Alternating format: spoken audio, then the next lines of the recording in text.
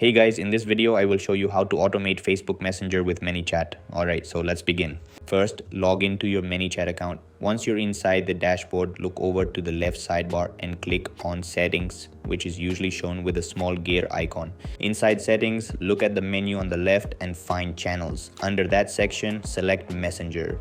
If your Facebook page hasn't been connected yet, follow the on-screen instructions to link your account. This connection is required because Manychat needs access to your Facebook page to send and receive Messenger conversations. After your page is connected, you'll see several automation options available. You can configure features such as welcome messages, default replies, main menus, conversation starters, opt-in automations, and opt-out automations. Choose the one you want to set up first. Many users begin with a welcome message because it creates an immediate interaction with new subscribers. After selecting the automation type, click Create or Edit depending on whether you're building a new flow or modifying an existing one. This opens the automation editor where all your chatbot logic is created. Inside the editor, the first thing you'll notice is the trigger section. Triggers tell Manychat when an automation should begin. A common trigger is when someone clicks the start button in Messenger. If you want to use another action, click New Trigger. You'll see options such as users clicking an ad, commenting on a post, or opening a referral link. Select the option that matches how people usually discover your page.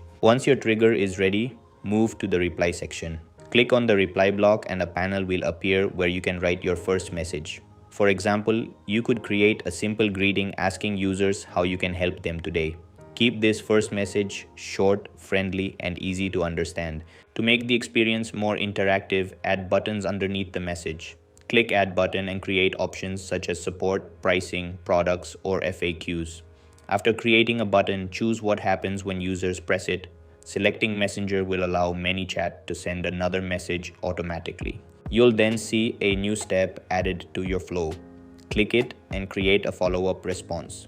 For example, if someone selects support, you could ask them to describe their issue so you can collect the information you need.